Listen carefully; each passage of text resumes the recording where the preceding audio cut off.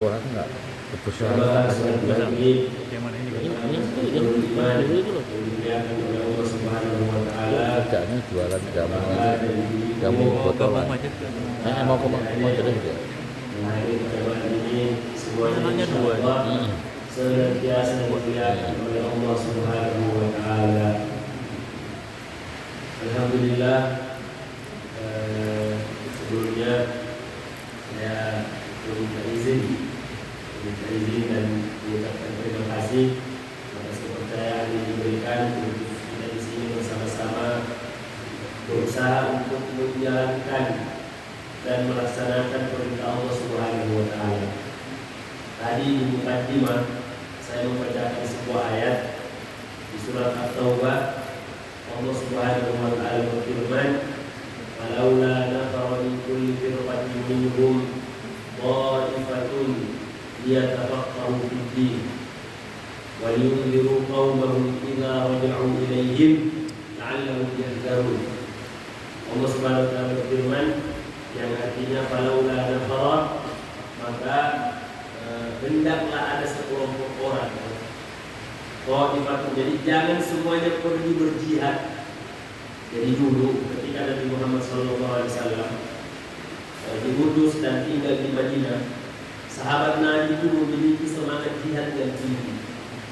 Mereka semua ingin bersemangat bagaimana bepergian jauh menyebarkan agama Allah. Semuanya ingin pergi berjihad. Karena Karena orang yang berjihad itu pahalanya sangat tinggi, sangat besar. Surat At-Taubah Allah mengatakan wala yaquluna mawti'an yaghidul kufar wala yanaluna min 'aduwwin nailan illa kutiba lahum bihi amalun shalih.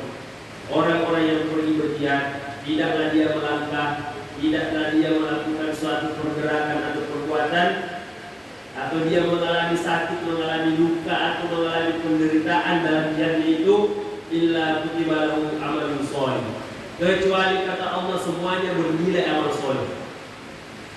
Bahkan Nabi Muhammad mengatakan pada siapa yang pergi berjihad kemudian dia meninggal dalam jihadnya, maka dia akan disediakan pahala yang sangat besar. Salah satu pahalanya adalah dia berhak memberikan syafaat kepada 70 anggota keluarganya yang sudah ditakdirkan dan diputuskan masuk neraka. Nah, jadi kalau ada orang yang pergi berjihad kemudian dia meninggal dalam jihadnya, maka dia bisa mengeluarkan dari neraka 70 keluarganya. Jadi anggaplah ada pamannya mungkin, ada sepupunya, pokoknya ada ponakannya. Semua ini masuk neraka semua. Itu tidak jadi masuk neraka, dikeluarkan semua gara-gara dia. Dia bisa pilih 70 keluarganya. Nah, itu salah satu kelebihannya orang yang berjihad dan meninggal dalam jihadnya. Kemudian Nabi juga mengatakan yang pergi berjihad semua kan kita akan merasakan mati, dan yang merasakan mati itu namanya kematian sakit. Tapi orang yang mati dalam jihad itu dia tidak merasakan kecuali seperti digigit semut. Itu kata Rasulullah. Makanya sahabat berlomba-lomba ingin pergi berjihad. Nah, tapi di ayat yang saya bacakan tadi itu Allah mengatakan tidak selayaknya semuanya pergi. Hendaklah ada yang tinggal sebagian. Untuk apa? Liyatafaqahu fid-din, untuk mendalami agama. Nah, inilah alhamdulillah malam ini saya diminta untuk menyampaikan materi terkait fikih. Nah, karena fikih ini sangatlah penting. Rasulullah pernah mengatakan la faqihun wahid asyaddu 'ala syaitan min alfi 'abid. Satu orang yang paham fikih, satu orang yang mengerti fikih, dia tahu yang mana yang halal, yang mana yang haram, bagaimana menurut agama, bagaimana menurut ini, menurut itu. Asyaddu 'ala syaitan, itu lebih berat bagi syaitan min alfi 'abid, daripada 1000 ahli ibadah yang tidak mengerti fikih. Jadi dia rajin beribadah. Insyaallah ibadahnya, sholatnya, puasanya banyak, tapi dia tidak mengerti fikih. Itu bagi syaitan, orang seperti ini tidak terlalu susah untuk ditaklukkan. Yang susah ditaklukkan oleh syaitan itu adalah ahli fikih, mereka yang mengerti fikih. Rasulullah mengatakan seperti itu. La faqihun wahid asyaddu 'ala syaitan min alfi 'am. Nah, inilah insyaallah pada malam ini dan malam selanjutnya kita akan bersama-sama mengkaji fikih ini. Di hadis lain Rasulullah pernah berkata, "May yuridillahu bihi khairan yufaqihuhu fid-din." Barang siapa yang dikehendaki oleh Allah mendapatkan kebaikan, maka yufaqihuhu fid-din. Dia akan dijadikan faqih.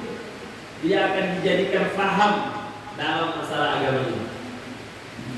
Nah, jadi salah satu ciri orang yang disayangi oleh Allah itu dia faqih dalam masalah agama. Dia faqih, dia mengerti yang mana yang halal, yang mana yang haram, yang mana yang boleh, yang mana yang tidak boleh. Itu hadis Nabi, hadis sahih. "May yuridillahu bihi khairan yufaqihuhu fid-din." Bahkan Nabi Muhammad SAW pernah mendoakan khusus, pernah mendoakan salah seorang sahabat Nabi, salah seorang sahabatnya yang merupakan sepupu kandung beliau sendiri. Nah, waktu itu sahabat ini masih kecil, dan ini doa ini sebaiknya kita hafal. Kenapa kita bacakan untuk anak-anak kita? Karena ini doa diajarkan oleh Rasulullah untuk didoakan kepada seorang anak kecil. Waktu itu sahabat Nabi bernama Ibnu Abbas. Ibnu Abbas ini umurnya mungkin seperti adik kita yang mulai ini 7 tahun, 8 tahun. Rasulullah doakan khusus Ibnu Abbas ini. Apa doanya Rasulullah untuk Ibnu Abbas? Allahumma faqihhu fid-din. Ya Allah, jadikanlah dia faqih. Jadikan Ibnu Abbas ini paham, mengerti dan fikih, ya, dia menjadi orang yang faqih dalam masalah agama. Wa 'allimhu ta'wil, dan ajarkanlah kepadanya ta'wil. Nah, inilah insyaallah pada malam ini kita akan bersama-sama mengkaji dan mempelajari apa itu fikih. Karena sekali lagi, kalau kita tidak memahami fikih ini, maka mungkin kita akan melakukan sebuah perbuatan, kita sangka perbuatan itu benar, padahal ternyata salah. Nah, Imam Al-Ghazali yang kita kenal selama ini sebagai seorang ulama besar, beliau diberi gelar Hujjatul Islam, Hujjah al-Islam. Kenapa disebut dengan Hujjatul Islam? Karena di zaman beliau, kalau ada orang yang ingin merusak agama ini, maka beliau paling tampil, paling depan untuk membantah dan melawan orang-orang yang ingin menjelek-jelekkan agama Islam. Makanya diberi gelar Hujjatul Islam. Nah, namun beliau dalam sebuah kitabnya mengatakan orang yang berdosa itu ada dua. Orang yang berdosa itu dibagi dua. Yang pertama ini insya Allah kalaupun dia berdosa maka dia akan mudah untuk diajak bertaubat. Yang kedua, susah mau diajak bertaubat. Nah, siapa yang pertama ini? Yang pertama, orang yang berdosa dan dia tahu dirinya bahwa dia berdosa. Nah, itu insya Allah gampang, karena dia mengerti ini apa yang saya lakukan dosa. Maka saya akan ketika diberitahu kamu itu dosa, diingatkan, disadarkan, insya Allah gampang diajak bertobat. Ada satu yang repot, orang yang berdosa tapi dia tidak sadar dan tidak mengetahui bahwa dirinya sedang berbuat dosa. Itu mau dijelaskan apapun, ini kan bukan dosa, ini tidak apa-apa. Nah, padahal dia sedang berdosa. Nah, kita belajar fikih ini agar kita tahu bahwa kita itu berdosa atau tidak. Jangan-jangan kalau kita melakukan ini, kita sebenarnya berdosa tapi tidak sadar sedang berdosa. Dan ini hukumnya belajar fikih itu wajib. Semua kita mesti tahu tentang fikih ini. Kita jelas sekali Allah mengatakan di surat At-Taubah yang saya bacakan, jangan semuanya pergi berjihad. Meskipun pahalanya jihad itu besar, semuanya jangan pergi. Mesti ada yang tinggal untuk belajar, mempelajari agama ini dengan baik dan benar. Nah, kenapa? Agar yang tadi yang pergi berjihad, ketika dia kembali, ada yang memberikan, mengajarkan lagi. Nah, di situ gantian yang tadi sudah berangkat berjihad, tinggal belajar, kalian lagi yang pergi. Seperti itu sebenarnya diajarkan dalam Al-Quran. Nah, kalau sekali lagi, kalau kita tidak mengerti ini, tadi kata Nabi, satu orang faqih, satu orang yang mengerti itu lebih berat bagi syaitan daripada 1000 ahli ibadah. Nah, Karena terkadang mungkin dia beribadah tapi ternyata ibadahnya tidak sah. Kenapa? Karena tidak mengerti fikihnya. Sebenarnya, dan menurut Imam Al-Ghazali, inilah ilmu yang paling pertama harus kita pelajari. Di samping belajar akidah. Belajar akidah itu belajar tentang meyakini Allah Subhanahu wa Ta'ala sebagai Tuhan kita, Nabi Muhammad Nabi kita, dan akan ada yang namanya hari kebangkitan. Nah, setelah itu kita belajar bagaimana tata cara beribadah dengan baik dan benar. Jamaah yang dimuliakan oleh Allah Subhanahu wa Ta'ala, sebelum masuk lagi tentang fikih ini, saya ingin menyampaikan sebuah berita gembira. Dalam hadisnya Rasulullah mengatakan bahwa majtama'a qaumun fi baitin min buyutillah. Tidaklah seseorang itu berkumpul di rumah-rumah Allah atau di mana saja mereka berkumpul, asalkan ini syaratnya. Yang pertama, yatluna kitabahu. Mereka membacakan ayat-ayat Allah Subhanahu wa Ta'ala. Ada yang dibacakan ayatnya. Wa yatadarasunahu fima bainahum. Kemudian mereka belajar sesama mereka, memperhatikan, mendengarkan ayat yang sudah dibacakan tadi, dikaji, dibahas, diberikan penjelasan. Jadi yang pertama, yatluna kitabah, membaca ayat-ayat Allah Subhanahu wa Ta'ala, kemudian mengkaji, mempelajari dan membahas ayat-ayat itu. Kata Nabi, ada 4 hal yang akan diberikan kepada siapapun yang melakukan hal tadi. Berkumpul di rumah Allah atau di mana saja, kemudian dia membaca ayat Allah, kemudian mengkaji dan mempelajarinya. Kata Rasulullah SAW, ini janjinya Nabi Muhammad. Itu setiap kita mau komat kan, apa gitu? Astagfirullahaladzim. Sebelumnya, La ilaha illallah Al-Malikul Haqqul Mubin Muhammadur Rasulullah Shadiqul Wa'dil Amin. Kita mengatakan Muhammadur Rasulullah Shadiq, yang maha benar, Al-Wa'dil, maha benar janjinya, Shadiqul Wa'dil Amin, dan terpercaya. Ini Nabi Muhammad menjanjikan kepada kita bahwa orang yang hadir di majelis ilmu itu akan mendapatkan 4 hal. Yang pertama, kata Rasulullah, illa nazalat alaihimus sakinah. Allah akan menurunkan kepada mereka as-sakinah. Apa itu as-sakinah? Ketenangan jiwa. Coba lah bapak-bapak dan ibu-ibu sekalian, kalau datang di majelis ilmu pasti hatinya tenang. Pasti orang sebanyak apapun masalahnya, kalau sudah datang di majelis ilmu itu pasti hatinya tenang. Coba jadi rasakan. Mungkin kita di rumah ada masalah, banyak pusing kita, begitu datang ke acara seperti ini, lupa tuh hilang. Kenapa? Itu janjinya Nabi Muhammad. Nabi Muhammad mengatakan tidak kalian datang kecuali yang pertama, nazalat alaihimus sakinah. Jadi ketika datang ke sini itu tadi hilanglah gelisah, hilanglah resah, hilanglah pusing. Meskipun ketika selesai pulang ke rumah datang lagi pusingnya. Jadi bapak dan ibu kalau lagi punya masalah, cari di mana ada majelis, di mana ada pengajian, datang ke sana. Yakin berhenti, enggak dia terpikir lagi itu masalah. Saking tidak adanya masalah, saking tenangnya pikiran, sampai kita tertidur. Kalau di majelis itu sakit, tidak ada lagi tertidur. Tapi kita enak, biasa tidak sadar, tiba-tiba yang sudah selesai. Karena orang kalau punya masalah, pasti dia tidak bisa ini, tidak tenang, tidak bisa tidur. Tapi kalau tidak ada masalahnya, pikirannya tenang, insya Allah. Itu janji Nabi Muhammad yang pertama.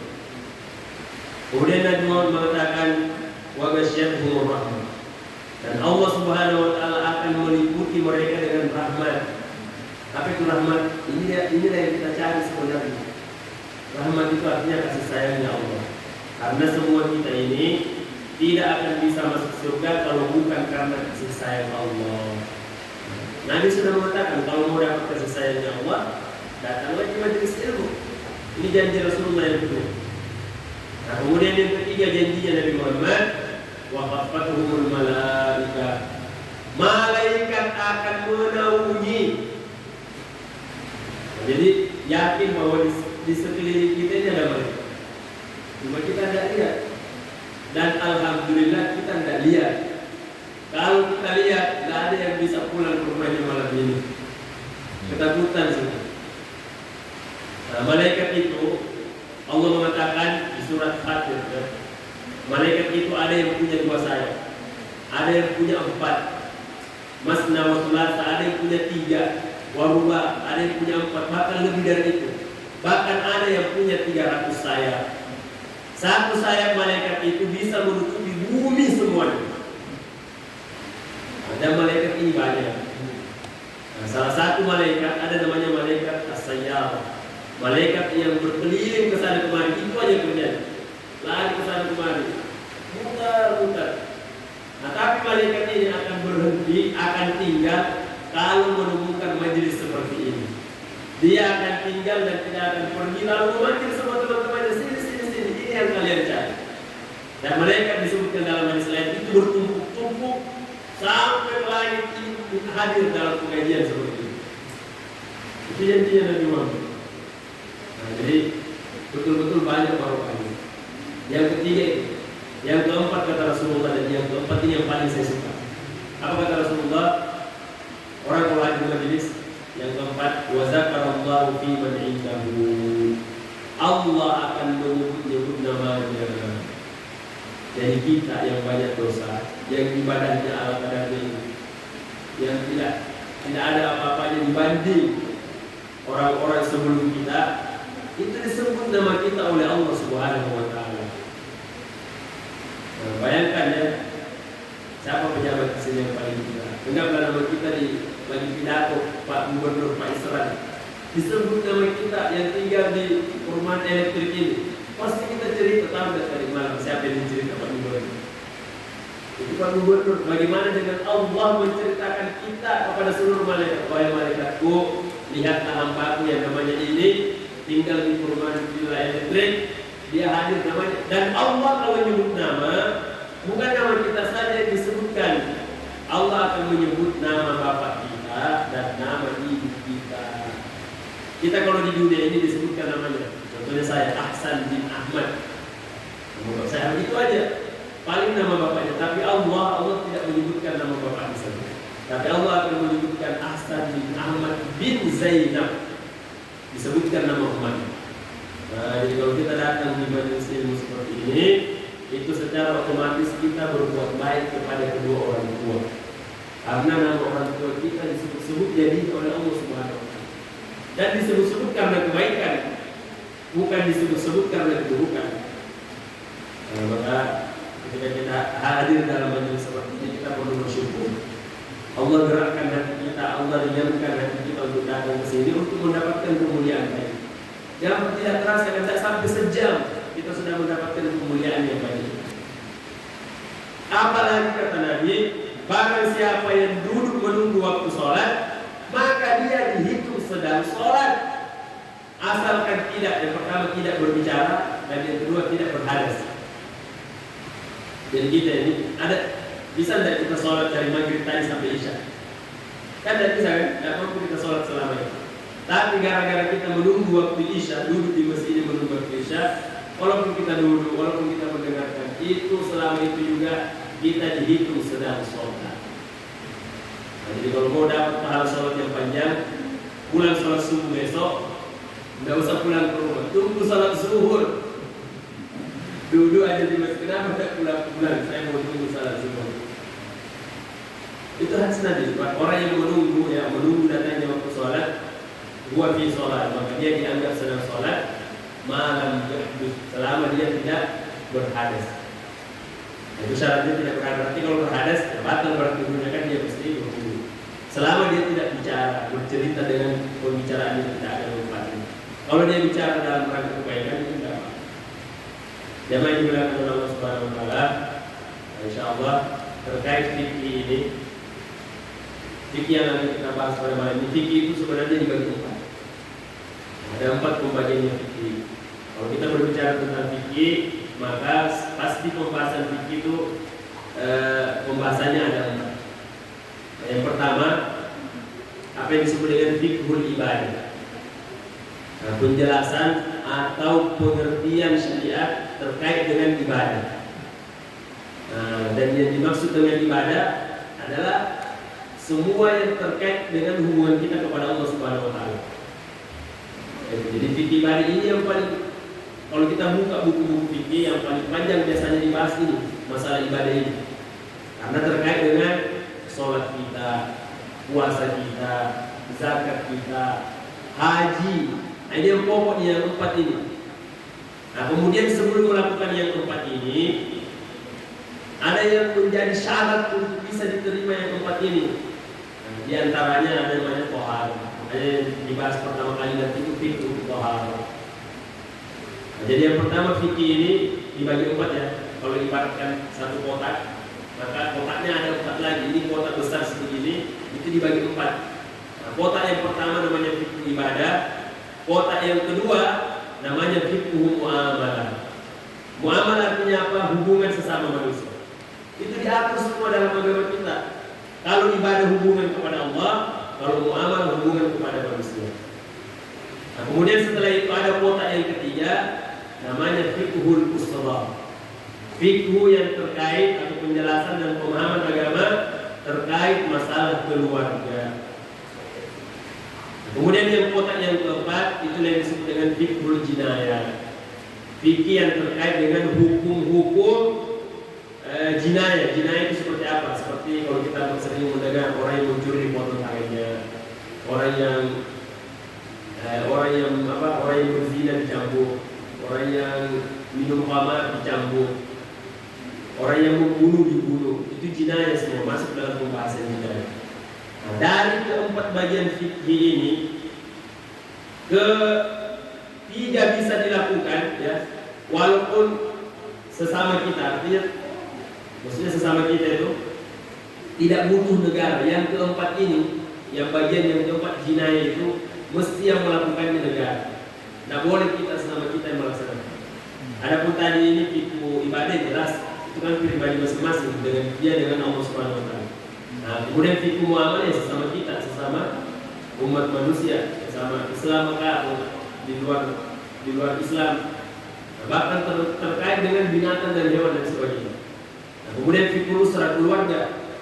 Berkeluarga pun kalau dulu ya secara fikih itu seorang bapak datang memanggil seorang laki-laki lalu dia bilang, saya nikahkan kamu dengan anakku, disaksikan 2 orang maka sah itu pernikahan. Itu dulu ya secara agama sudah dinyatakan sah, benar ya. Dan si laki-laki memberikan mahar untuk perempuan dan dia mengatakan saya terima pernikahannya, maka secara agama sudah benar. Nah, cuma sekarang ada diatur oleh undang-undang karena banyak pertimbangan. Jadi yang pertama satu masalah ibadah, masalah muamalah, kemudian masalah keluarga itu tidak membutuhkan negara, bisa terlaksana tanpa ada negara. Tapi yang terakhir ini, yang terakhir jinayah ini nggak boleh seenaknya kita, wah dia akan mencuri, ayo kita potong tangannya, tidak bisa. Mesti pemerintah, mesti orang-orang yang punya wewenang untuk melakukan itu. Dan sebagian kan ada orang bilang tidak boleh menerapkan hukum Islam, jangan menerapkan, tidak bisa hukum Islam itu diterapkan. Itu keliru besar. Karena sebenarnya hukum Islam itu sudah berjalan di negeri kita ini. Kita sholat, bukankah sholat itu hukum Islam? Kita puasa, bukankah itu hukum Islam? Kita menikah sekarang ini kan semuanya pakai cara Islam, itu hukum Islam. Yang harus kita pahami, yang tidak ada sekarang tidak berlaku di negara kita ini, yang bagian terakhir dari fikih itu namanya fikih jinayah. Nah, jinayah ini itu tadi orang yang minum khamar mestinya kan dicambuk 80 kali cambukan. Orang yang berzina mestinya dibuang dari kampung selama setahun. Tidak boleh tinggal di sini kalau ada orang ketahuan berzina. Dan itu panjang pembahasannya dan penjelasannya. Tapi yang bisa memutuskan itu semua tidak boleh orang per orang. Mesti keputusan pengadilan. Dan panjang ceritanya. Nah, yang lain-lain inilah insya Allah ke depannya kita akan fokus membahas bagian yang pertama, fikul ibadah. Dan fikul ibadah ini terkait nanti sah tidaknya ibadah kita. Dulu di zamannya Rasulullah, itu cucunya Nabi Muhammad Hasan dan Husain. Suatu ketika dia berwudu, disaksikannya ada seorang kakek-kakek yang sudah tua, maksudnya sudah berumur. Nah, wudunya ini keliru. Ini menunjukkan bahwa ada orang mungkin yang nanti akan mengalami kesalahan, lalu dibenarkan oleh si cucu. cucunya Nabi Muhammad ini yang masih kecil, masih anak-anak waktu itu. Tapi beliau bagaimana mencontohkan agar orang yang lebih tua dari kita itu tidak boleh langsung dikatakan kamu salah. Jadi dua cucu Rasulullah pura-pura berwudu. Satunya berwudu dengan cara yang salah, satunya membenarkan, bukan begitu caranya. Akhirnya si kakek ini yang menyaksikan itu, dia bisa melihat, oh ternyata saya selama ini salah berwudu. Jadi kenapa kita sampaikan ini? Insya Allah mungkin kita yang ada di sini dan siapapun, insya Allah tidak ada lagi yang bermasalah dalam masalah ini. Cuma di luar sana ada sebuah kejadian, ini kisah nyata. Yang menceritakannya adalah guru kita almarhum yang meninggal di bulan Ramadan kemarin, Tengku Zulkarnain. Almarhum Tengku Zulkarnain ini cerita, saya punya paman saya ini umurnya sudah tua, pokoknya udah kakek lah. Nah, tapi sampai dia berumur seperti itu, dia tidak mau sholat. Nah, beliau ini tidak mau sholat. Akhirnya suatu ketika saya marah kepada beliau, ayolah paman, sholat. Nah, si paman ini tidak mau. Akhirnya beliau marah. Ada ceritanya si paman ini butuh uang waktu itu. Datanglah meminta tolong kepada Tengku Zulkarnain, almarhum. Wahai anakku, kamu kan sudah dapat gaji. Gajinya banyak waktu itu. Dan beliau minta pinjam duit. Dan pinjam duit itu setengah dari gajinya Tengku Zulkarnain. Beliau mengatakan, inilah kesempatan saya untuk memaksa dia sholat. Tengku Zulkarnain mengatakan, saya akan kasih uang, tapi dengan syarat paman harus sholat. Sholat maghrib. Gampang sholat maghrib cuma bentar aja sholatlah. Kalau paman sholat maghrib saya kasih uangnya sekarang. Kata Tengku Zulkarnain waktu itu ibu saya dengar. Langsung datang ibu saya, ditarik tangan saya, lalu dibawa ke kamar dan ibu saya melotot matanya sambil marah mengatakan, tidak boleh kamu begitu. Itu paman kamu. Kata Tengku Zulkarnain sama emaknya, tapi dia akan tidak sholat Umi. Tidak boleh, pokoknya berikan uang itu. Masalah sholat dan sholat itu bukan urusan kamu. Kasih uang itu, kamu harus tolong dia, itu paman kamu, saudaranya bapakmu. Akhirnya Tengku Zulkarnain menyerahkan uang itu dan pergilah paman itu. Ketika pergi, tidak lama kemudian Tengku Zulkarnain menyusul, datang ke rumahnya pamannya dan Tengku Zulkarnain minta maaf. Dipeluknya pamannya itu dan dia minta maaf, saya minta maaf paman, saya ini anak muda yang semangat mau berdakwah mengajak orang kepada yang benar, saya perlakukan paman seperti itu. Nah, akhirnya dia tanya, tapi apa sih masalahnya, kenapa paman tidak mau sholat? Nah, si paman ini cerita, saya itu tidak mau sholat bukan karena apa, karena saya ini tidak bisa baca Al-Fatihah. Tengku Zulkarnain langsung menangis, ya Allah, ini salahnya saya. Artinya apa saya menyampaikan ini? Mungkin kita sekarang sudah sholat, sudah baik, sudah mengerti. Nah, tapi di luar sana bisa jadi ada orang-orang yang tidak paham. Bisa jadi di tempat yang lain mereka tidak datang ke masjid ini dan tidak ikut dengan kita karena mereka tidak mengerti. Nah, kita datang ke sini bersama-sama mengkaji dan belajar tentang fikih ini agar kita bisa mengajak dan memberitahu yang lain. Dan insya Allah kita akan memulai dengan fikih ibadah. Masalah ibadah ini, tapi sekali lagi kalau kita buka buku fikih itu panjang betul penjelasannya. Saya sendiri punya pengalaman bahwa betapa kita ini harus belajar. Dulu waktu saya sebelum masuk pesantren, saya itu baca doa tahiyat seperti ini. Saya bacanya tahiyat mubarakatuh sallallahu Assalamualaikum ayyuhan nabi wa rahmatullahi wa barakatuh. Assalamu alayna wa ala. Itu saya dulu karena ini dasar mendengarkan saja dari orang-orang. Saya mengatakannya wala ibadillahi sholihin. Saya tidak mengatakan wa ala.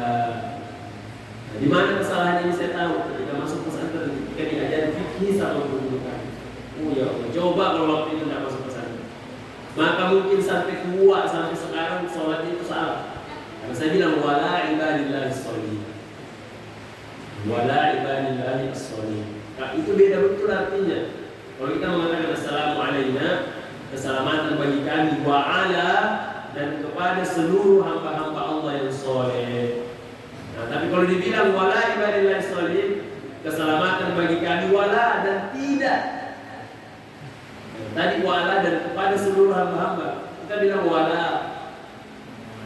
Jadi salah satu contoh betapa itu kalau kita tidak belajar, tidak mengkaji langsung dari bukunya, itu kemungkinan besar kita. Insyaallah kita bersyukur kepada panitia pengurus masjid yang mengadakan perkajian seperti ini, karena dengan kajian yang kita lakukan ini insyaallah kita bisa mengetahui dan bisa mengajarkan kepada yang lain. Mungkin kita sudah tahu, tapi yang namanya ilmu itu mesti sering diulang-ulang. Nah, kata guru kami dulu, al-ilmu idza takarrara taqarrara. Ilmu itu kalau berulang-ulang maka dia akan semakin meresap. Kita mungkin sudah paham, itu kan gampang, masalah wudhu, masalah ini sudah tahu semua. Ngapain diulang lagi? Tapi kita mengulang ini agar semakin meresap, agar semakin, dan insya Allah tidak ada yang sia-sia dengan kita duduk seperti ini. Seperti saya sampaikan tadi, hanya kita duduk mendengarkan sudah dapat 4 janjinya Nabi. Apalagi janjinya Nabi, kita pun sudah dihitung sholat. Belum kalau kita mendapatkan ilmu, kita mendapatkan manfaat dari apa yang disampaikan ini, lalu kita ceritakan sama orang, lalu ada orang yang menjadi sadar, ada orang yang sadar gara-gara kita, maka selama dia beramal baik, pahalanya itu mengalir. Malam ini berapa orang kita berkumpul ini? Semua pahalanya itu mengalir ke Imam Syafi'i. Jadi ada yang pernah bermimpi, namanya Al-Imam Abu Nuaim Al-Asbahani. Abu Nuaim Al-Asbahani bermimpi. Dalam mimpinya itu ketemu dengan Rasulullah SAW. Lalu beliau bertanya kepada Rasulullah, ya Rasulullah, ada umatmu yang bernama Muhammad bin Idris. Umatmu yang bernama Muhammad bin Idris Asy-Syafi'i. Bagaimana dia itu? Langsung Rasulullah menjawab, saya sudah berdoa kepada Allah agar Muhammad bin Idris Asy-Syafi'i di hari kemudian nanti tidak dihisab, dia langsung masuk surga, tidak ditanya-tanya lagi. Nah, waktu saya baca di sini, betul Imam Syafi'i, langsung teman saya di samping bilang, ya wajarlah kita ini setiap sholat Imam Syafi'i dapat pahalanya. Karena kenapa? Karena beliau yang mengajarkan kita ilmu ini. Nah, kita pun kalau mau begitu ya mesti kita alhamdulillah sudah tahu, maka kita mesti mengajarkan ke yang lain. Mengajarkan tidak usah jauh-jauh, minimal anak kita, cucu kita, keluarga kita. Karena kata Nabi, satu orang yang sadar gara-gara kamu, maka itu lebih baik daripada dunia dan seluruh isinya. Kami juga kepada Allah, ini dulu sebagai mukadimah yang sebagai pembukaan. InsyaAllah pada pertemuan selanjutnya nanti yang akan saya bahas itu kita mengambil dari buku fikihnya mazhab Syafi'i. Karena mazhab yang banyak kita gunakan di sini adalah mazhabnya Imam Syafi'i. Meskipun sebenarnya mazhab itu banyak. Nah, nanti kalaupun ada yang pendapat yang lain, ya kita saling memaklumi saja. Tapi saya ingin menggunakan mazhab Syafi'i, jadi kita fokus satu pembahasan ini. Ada sebenarnya buku fikih al-mazahib al-arba', fikih yang dijelaskan oleh imam 4. Satu imam saja kita belum selesai. Makanya kita selesaikan satu imam, insya Allah semoga Allah menjadikan umur kita bahas imam yang lain. Jadi insya Allah kitab yang akan kita kaji ke depannya adalah kitab yang berasal dari mazhabnya Imam Syafi'i. Nah, meskipun nanti mungkin ada pendapat yang lain, kita bisa tanyakan kenapa ini begini, kenapa ini begini. Nah, insya Allah karena agama kita ini sangat luas, itu gurunya banyak. Nah, selama kita masih berada dalam koridor Islam, selama Tuhannya masih mengakui Allah sebagai Tuhannya, Nabi Muhammad sebagai Rasulnya, Al-Quran sebagai kitabnya, dan tidak ada yang lain-lain daripada itu, maka kita harus saling menghormati. Meskipun mungkin berbeda-beda pelaksanaannya. Nah, karena memang guru ya, ulama yang mengajarkan ajaran Nabi Muhammad itu bukan cuma satu orang. Sebelum Imam Syafi'i sebelumnya sudah ada Imam Malik, ada Imam Abu Hanifah, dan seterusnya. Jawab ini oleh Allah Subhanahu Wa Taala ini yang disampaikan. Ya, boleh. Terima kasih atas dari yang disampaikan oleh Ustaz Mas'ud. Mungkin ada jamaah sekalian yang mau bertanya berkaitan dengan kajian kami. Terima kasih.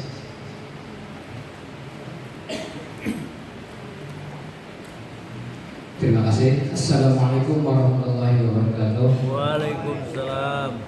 Begini Ustaz, umur saya sudah 40 tahun dan saya baru belajar nih fikih. Dan bagaimana dengan saya baru belajar dan tahu yang sebelum umur saya itu ibadahnya bagaimana, apakah diterima oleh Allah Ta'ala, dan bagaimana caranya untuk membayarnya itu yang saya yang belum tahu itu. Ustaz. Terima kasih. Assalamualaikum warahmatullahi wabarakatuh. Salam.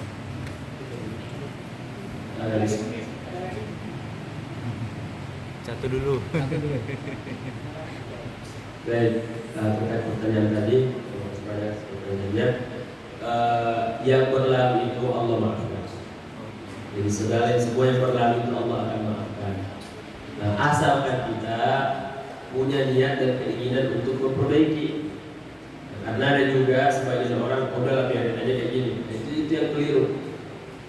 Nah, makanya dengan kita tahu sekarang ini, maka kita harus berusaha memperbaiki. Jadi kita ini, orang Islam itu adalah orang yang bisa cepat berubah. Nah, makanya kita selalu berdoa, Allahumma syrah suduran, Rabbi syrah li sadri. Ya Allah, lapangkanlah dadaku. Seorang muslim itu tidak boleh kotor-kotoran. Kalau dia diberitahu, begitu ya, maka kita harus cepat berubah. Nah, kita harus segera memperbaiki diri. Dan Allah Subhanahu Wa Taala Maha Pengampun. Allah memaafkan kita. Nah, jadi kata ulama, kalau kita tidak tahu, Allah itu akan maafkan. Ya udah, kenapa begini? Saya tidak tahu ya. Ya udah, saya maafkan. Kamu tidak tahu. Tapi kata guru kita lagi, pertanyaan selanjutnya Allah akan tanya, kenapa kamu bisa tidak tahu? Jadi ya Allah, saya tidak tahu. Ya udah, saya maafkan karena kamu tidak tahu. Allah akan tanya, kenapa kamu tidak tahu? Nah, apalagi di zaman kita sekarang ini tidak ada alasan kita tidak tahu. Karena terutama di zaman ini itu ilmu di mana-mana. Asalkan kita mau belajar saja,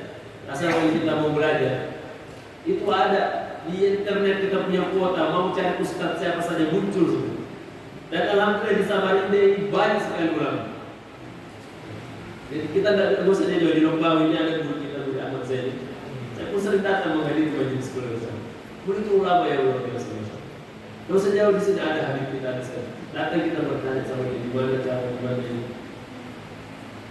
Nah, jadi seandainya kita tidak tahu, maka Allah maafkan.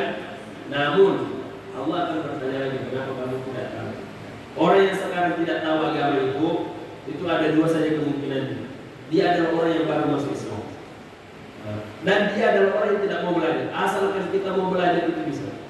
Itu diceritakan Kiai Arsyad Al-Bajari. Saya barusan dengar hari ini dari ceramahnya guru kita, Guru Ahmad Zaini.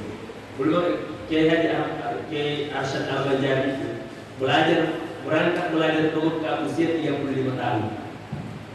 35 tahun beliau berangkat belajar ke Mekah. Dan ketika berangkat belajar ke Mekah itu, beliau meninggalkan istrinya yang sedang hamil. Berapa lama belajar di Mekah? 35 tahun. 35 tahun belajar di Mekah. Setelah 35 tahun belajar, dia minta izin sama gurunya pengen ke Mesir. Mau ketemu guru lagi di Mesir, ingin belajar lagi di Mesir. Kata gurunya, kamu pulang saja ke kampungmu, sebarkan ajaran agama Islam. Jadi beliau menyebarkan berdakwah usia 70 tahun. Berapa tahun beliau berdakwah? Kurang lebih 30 tahun. Karena beliau meninggal di usia 105 tahun. Dan lihat hari ini tidak ada satupun ulama di negeri ini kecuali itu sumber ilmunya dari Kiai Arsyad Al-Bajari. Beliau bisa kayak gitu karena perjuangan. Tidak mungkin bisa gitu kalau tidak perjuangan. Nah, kita pun tidak ada kata terlambat. Tidak ada kata terlambat. Ada juga ulama dulu namanya Imam Ibnu Hazm. Dia mulai belajar usia 40 tahun. Baru mulai belajar. Saya punya guru, beliau hafal Al-Quran 30 juz. Itu justru di usianya 40 tahun. Bahkan di Mesir ada seorang sopir truk, hafal Al-Quran 30 juz di usia 60 tahun. Gimana caranya? Beliau setiap perjalanan ke sana kemari, dia beli kaset. Aset diputar di mobil. Orang namanya perjalanan 5 jam, 6 jam sampai berjam-jam itu aja terus didengar tiap hari, akhirnya dia hafal. Insya Allah Allah akan memaafkan semua yang sudah lewat-lewat, asalkan kita bersungguh-sungguh menutupi yang sudah lalu. Jadi gimana caranya menutupinya? Ya sekarang mungkin saya sudah belajar kembali, saya sudah mengkaji, saya sudah ingin kembali. Ini sebagai bukti bahwa saya ingin memperbaiki diri. Dan yang namanya belajar itu tidak mengenal kata, tidak mengenal usia. Ada seorang ulama, dia sudah sakar, dia panggil semua murid-muridnya, saya kumpul. Kamu baca kitab ini, Kata muridnya, Syekh, dalam kondisi seperti ini, kata sang guru, lebih baik saya meninggal dan saya tahu satu ilmu daripada saya meninggal dan saya tidak mengetahuinya. Sudah masuk waktu salat Isya. Semoga Allah Subhanahu wa taala senantiasa membimbing kita semua dan kita semua istiqamah di jalan Allah. Dan yang paling utama di saat kita kembali kepada Allah, kita kembali dalam keadaan husnul khatimah. Amin. Ala hazimnya wa ala man wasalatu sholih wa ala hadirin Nabi sallallahu alaihi wasallam. Al-Fatihah.